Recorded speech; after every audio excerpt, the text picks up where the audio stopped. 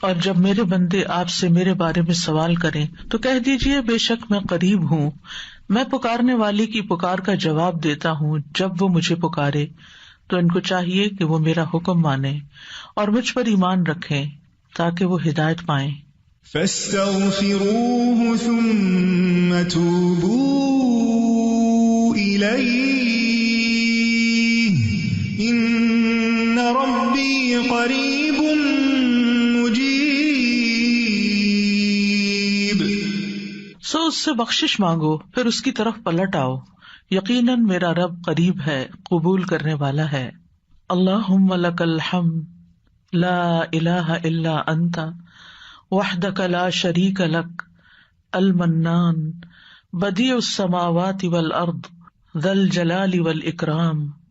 اے اللہ، ساری تعریف تیرے لیے ہے، تیرے سوا کوئی الہ نہیں، تو اکیلا ہے، تیرا کوئی شریک نہیں، تو بہت نوازنے والا ہے، تو آسمانوں اور زمین کا پیدا کرنے والا ہے، اے جلال اور اکرام والے رب.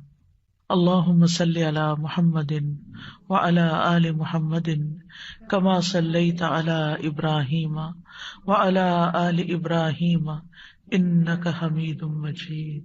اللہم بارک علی محمد وعلی آل محمد کما بارکت علی ابراہیم وعلی آل ابراہیم انک حمید مجید. آج ہم انشاءاللہ رزق میں کشادگی کی دعائیں پڑھیں گے. اللہ تعالیٰ نے انسان کو پیدا کیا اور پیدا کرنے کے بعد یوں ہی چھوڑ نہیں دیا، بلکہ انسانوں کی ضروریات بھی پوری کی، انہیں رزق عطا کیا، انہیں زندگی بسر کرنے کے اسباب بھی فراہم کیے. سورۃ الروم میں اللہ تعالیٰ فرماتے ہیں اللہ الذی خلقکم ثم رزقکم ثم یمیتکم ثم یحییکم هل من شرکائکم من یفعل من ذلکم من شیء سبحانہ وتعالی عما یشرکون. اللہ وہ ہے جس نے تمہیں پیدا کیا ہے، پھر تمہیں رزق دیا ہے، پھر وہی تمہیں موت دے گا، پھر وہی تمہیں زندہ کرے گا. کیا تمہارے شریکوں میں سے کوئی ہے جو ان کاموں میں سے کچھ بھی کرے، یعنی زندگی دے اور رزق دے یا موت دے؟ وہ پاک ہے اور بہت بلند ہے اس سے جو وہ شریک ٹھہراتے ہیں. تو اللہ سبحانہ تعالی رازق ہے اور اس کی صفت الرزاق بھی ہے، یعنی بہت زیادہ رزق دینے والا. اس نے آسمان و زمین کی تخلیق کے وقت ہی زمین کے اندر معیشت اور رزق کے وہ سارے سامان رکھ دیے تھے جس کی زمین والوں کو ضرورت تھی. یعنی جب اللہ تعالیٰ نے زمین کو پیدا کیا تو صرف اس پلانٹ کو نہیں پیدا کیا بلکہ اس کے اندر اسباب رزق بھی پیدا کر دیے، اور جتنی بھی مخلوقات پیدا کی جو ان گنت ہیں، ہم گن نہیں سکتے. یعنی انسان تو انسان، انسانوں کے علاوہ جنات، پھر حیوانات، چرند پرند درندے، چیونٹیاں، کیڑے مکوڑے، سمندر کی مخلوقات جو ان گنت ہیں، جن کی صرف اقسام ہی ان گنت ہیں. تو صرف ان کو پیدا نہیں کیا بلکہ ان سب کے رزق کی جو ضروریات تھی وہ بھی زمین کے اندر رکھ دی. اور پھر آپ دیکھیے کب سے یہ زمین بنی ہے اور کب سے اس پر حیوانات موجود ہیں، اور وہ ہر روز کھا رہے ہیں، پی رہے ہیں، اپنی ضروریات پوری کر رہے ہیں. سبحان اللہ. یعنی انسان سوچے، اور اگر انسان اس کو شمار کرنا چاہے، گننا چاہے، تو آپ گن نہیں سکتے، آپ امیجن بھی نہیں کر سکتے کہ ہر روز کتنی مخلوق کیا کچھ نہیں کھا جاتی، اور پھر اگلے روز پھر، اور پھر دن میں صرف ایک بار نہیں، انسان تو حیوانوں سے بھی زیادہ کئی بار کھاتے ہیں. اور اللہ تعالیٰ دے رہا ہے اور دے رہا ہے اور دے رہا ہے، ہزاروں سال سے یہ سلسلہ چل رہا ہے. اور وہ سارے اسباب معیشت زمین کے اندر ہیں. یعنی ایسا نہیں کہ وہ کچھ کھا لیے تو پھر ختم ہو گئے، جیسے آپ اپنی فریج میں سے کچھ نکال لیں تو پھر دوبارہ تو وہ نہیں ملے گا جو آپ نے نکال لیا. لیکن اللہ کی زمین کے اندر جو کچھ ہے وہ آپ نکالتے جا رہے ہیں، اور پھر اللہ تعالیٰ دوبارہ ان میں سے پیدا کرتا چلا جا رہا ہے. نہیں ایک ٹری جو آج ہمیں نظر آتا ہے، معلوم نہیں اس کے پیچھے کتنی ہی چین ہے ٹریز کی کہ جن کا یہ بچہ ہے جو آج ہمیں نظر آ رہا ہے. تو یہ اللہ سبحانہ تعالیٰ ہی کی قدرت ہے اور اس کی طاقت ہے اور اس کی پلاننگ ہے. اسی لیے ہم جب رب کا لفظ استعمال کرتے ہیں تو ہم کیا کہتے ہیں؟ خالق، پیدا اس نے کیا، مالک بھی وہی، مدبر بھی وہی، رازق بھی وہی. یعنی رب کے اندر رازق کا لفظ بھی آتا ہے، یعنی اللہ تعالیٰ کی صفت رزق بھی آتی ہے. اس نے صرف پیدا نہیں کیا، صرف وہ مالک ہی نہیں ان چیزوں کا، بلکہ ان کی پلاننگ بھی کرتا، مدبر ہے. اور پھر اس کے ساتھ ساتھ اس نے ان سب کے رزق کا بھی اہتمام کیا. اور رزق تو ایک چیز ہے، اور بھی تمام ضروریات کا اہتمام کیا ہے. سورۃ ہود میں آتا ہے وَمَا مِن دَابَّةٍ فِي الْأَرْضِ إِلَّا عَلَى اللَّهِ رِزْقُهَا، زمین میں چلنے والا کوئی جاندار ایسا نہیں مگر اس کا رزق اللہ ہی کے ذمے ہے. وہ پرندوں کو ان کے گھونسلوں میں، درندوں کو ان کی گھات میں، مچھلیوں کو سمندر کی تہہ میں، چیونٹیوں کو ان کے بلوں میں رزق فراہم کر رہا ہے. اور رزق کا مالک بھی صرف وہی ہے. سب کچھ اس کے ہاتھ میں ہے، سب کچھ اس کے اختیار میں ہے. وہ جس کے لیے چاہتا ہے رزق کشادہ کر دیتا ہے، اور جس کو چاہتا ہے نپا تلا دیتا ہے، جس کے لیے چاہتا ہے تنگ کر دیتا ہے. ان اللہ یرزق من یشاء بغیر حساب. لیکن بندوں کے لیے حکم کیا ہے کہ وہ نکلیں، رزق کی تلاش کریں، اللہ سے رزق طلب کریں. فابتغوا عند اللہ الرزق واعبدوہ، سو تم اللہ ہی کے ہاں رزق تلاش کرو اور اسی کی عبادت کرو. حیوانات رزق کی تلاش میں نکلتے ہیں، پرندے اپنے گھونسلوں سے نکلتے ہیں، چیونٹیاں بلوں سے نکلتی ہیں، اور اسی طرح باقی مخلوقات بھی اپنے رزق کی تلاش میں سارا دن مارے مارے پھرتی ہے. صبح خالی پیٹ نکلتے ہیں اپنے گھونسلوں سے پرندے، اور رات کو پیٹ بھرے واپس لوٹتے ہیں. لیکن پیٹ بھرنے کے لیے ان کو محنت کرنی پڑتی ہے اور کوشش اور بھاگ دوڑ کرنی پڑتی ہے، جو وہ سارے کر رہے ہوتے ہیں. تو انسان کے لیے بھی لازم کیا ہے کہ اللہ کو الرازق سمجھتے ہوئے اس کے ساتھ ساتھ کوشش کرے، محنت کرے، بھاگ دوڑ کرے، اور پھر اس کے بعد اس کی عبادت کے لیے بھی وقت نکالے. پرندوں کی تو تسبیح کافی ہے، لیکن انسان کو عبادت کے مختلف طریقے سکھائے گئے ہیں. اس سلسلے میں آج کی دعا سورۃ المائدہ میں اللہ تعالیٰ فرماتے ہیں قال عیسی ابن مریم اللہم ربنا انزل علینا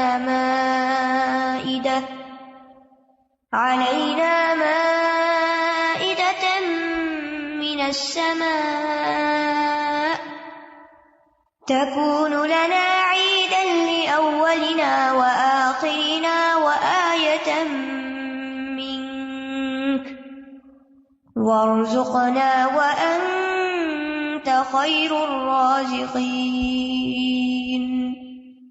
عیسیٰ ابن مریم نے کہا اے اللہ، اے ہمارے رب، تو ہم پر آسمان سے ایک خوان اتار جو ہمارے پہلوں اور پچھلوں کے لیے عید ہو جائے، اور تیری طرف سے ایک نشانی ہو، اور ہمیں رزق عطا فرما، اور تو سب سے بہترین رازق ہے.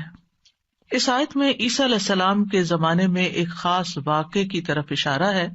عیسیٰ علیہ السلام نے جب لوگوں کو اللہ تعالیٰ کی طرف بلایا تو حواریوں نے اس پر لبیک کہا، آپ پر ایمان لائے، اور ایمان میں مزید اطمینان کے لیے عیسیٰ علیہ السلام سے کہا کہ کیا آپ کا رب یہ کر سکتا ہے، اس میں یہ قدرت ہے کہ ہم پر آسمان سے تیار شدہ کھانا اتارے. یعنی ویسے تو اللہ تعالیٰ زمین سے رزق دے ہی رہا ہے، تو ہم چاہتے ہیں کہ وہ آسمان سے ہمارے لیے کھانے کے لیے ریڈی ٹو ایٹ ہمارے لیے ایک خوان اتارے، یعنی پورا دسترخوان نیچے آئے. تو عیسیٰ علیہ السلام نے انہیں اس مطالبے سے روکا اور اللہ سے ڈرایا، کیونکہ یہ ایک طرح کا معجزہ تھا، اور معجزہ طلب کرنے کے بعد اگر کوئی شخص اللہ تعالیٰ کی بات نہیں مانتا تو پھر اس کی سزا بہت سخت ہے. لیکن حواریوں نے اپنے مطالبے کی 3 وجوہات بتائیں کہ ہم کیوں چاہتے ہیں کہ ہمارے ساتھ ایسا ہو. ایک یہ کہ ہم فکر معاش سے آزاد ہو کر یکسو ہو کر اللہ کی عبادت کریں.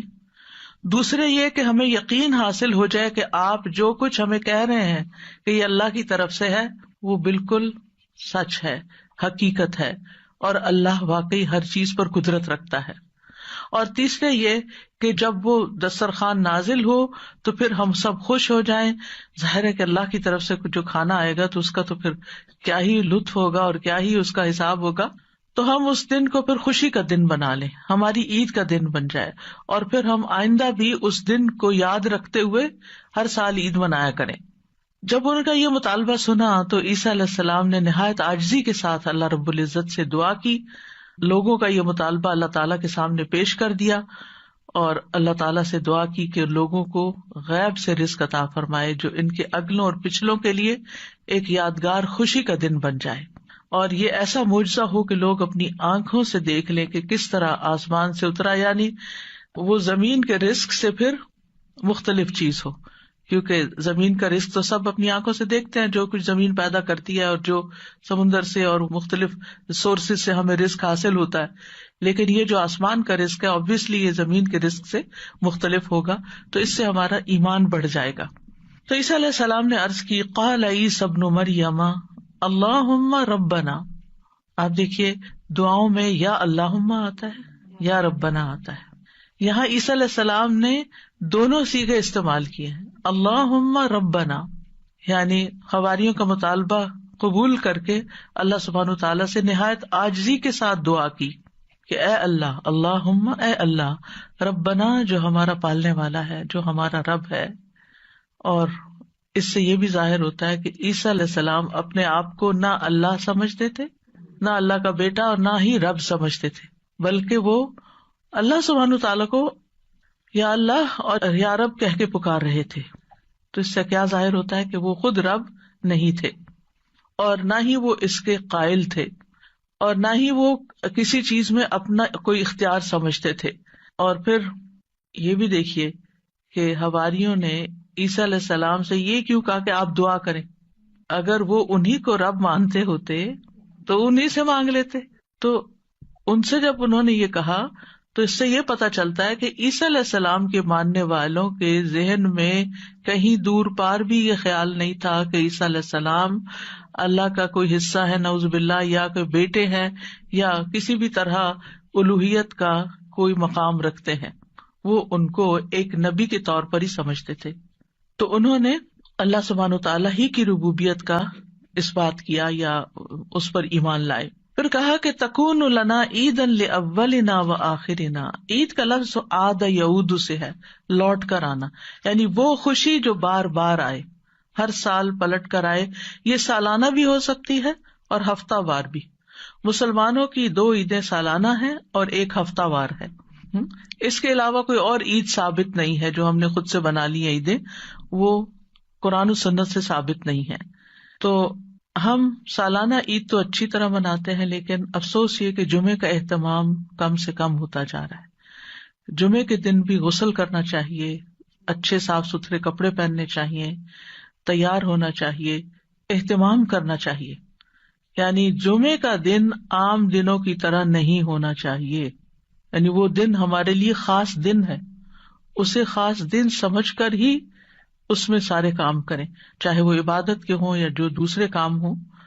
اور پھر آپ دیکھیے کہ انہوں نے کہا کہ وہ دن ہمارے لیے عید کا ہو، لأولنا وآخرنا، ہماری پہلی فرسٹ جنریشن یعنی جو ہمارے دور کے لوگ ہیں، وآخرنا اور جو ہمارے بعد میں آئیں گے، وآیۃ منک، اور تیری طرف سے ایک نشانی بھی ہو، تیری قدرت کی علامت ہو، یعنی عیسیٰ علیہ السلام کی سچائی کی علامت ہو کہ یہ واقعی اللہ کے رسول ہیں اور انہوں نے جو کہا وہ سچ کہا۔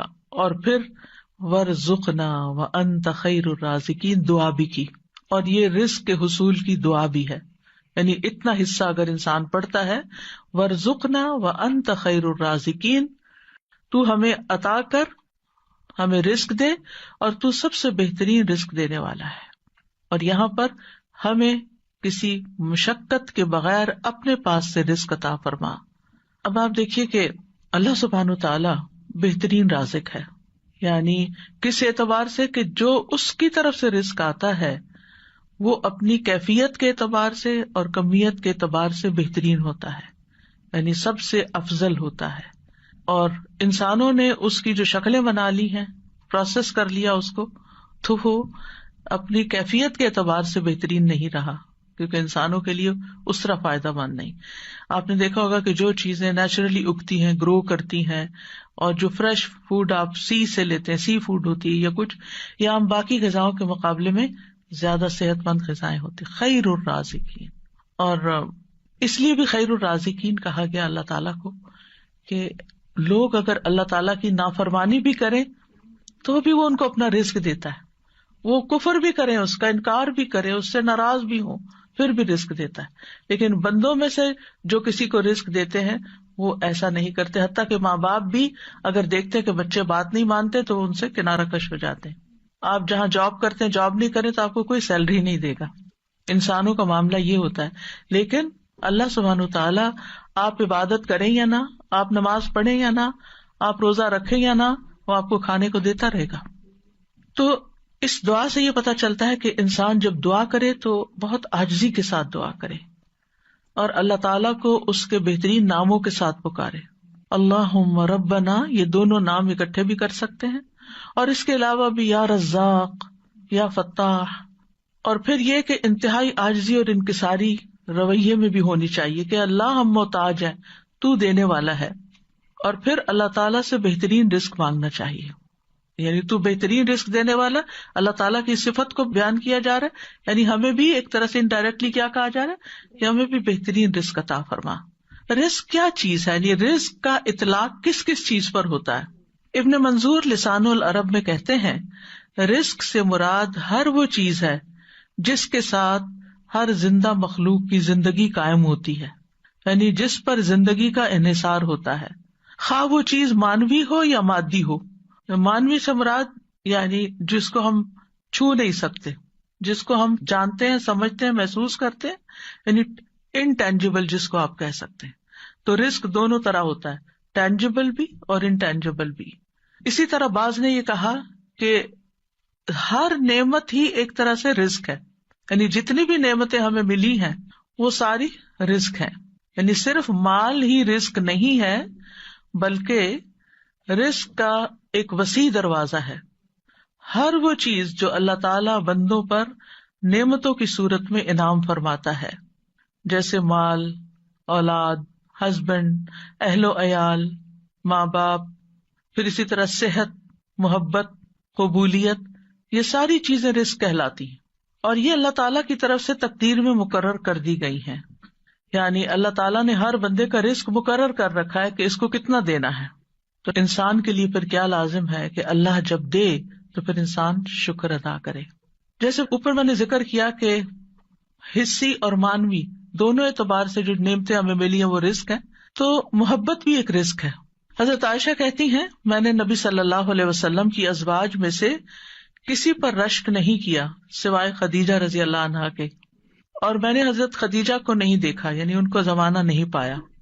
وہ فرماتی ہے کہ رسول اللہ صلی اللہ علیہ وسلم جب بکری ذبح کرتے تو آپ فرماتے کہ اس کا گوشت خدیجہ کی سہیلیوں کو بھیج دو. وہ کہتی ہے کہ ایک دن میں غصے میں آ گئی. میں نے کہا آپ ہر وقت خدیجہ خدیجہ کرتے ہیں اور اس کی سہیلیوں تک کا خیال رکھتے ہیں. تو رسول اللہ صلی اللہ علیہ وسلم نے فرمایا انی قد رزقت حبھا، مجھے خدیجہ کی محبت عطا کی گئی ہے، یعنی اللہ نے میرے دل میں اس کی محبت ڈالی. انسان کسی کو مرنے کے بعد صرف محبت کی وجہ سے یاد رکھ سکتا ہے کہ جس کے ساتھ آپ کا کوئی قلبی تعلق ہو، اور یہ بھی اللہ دلوں میں ڈالتا ہے.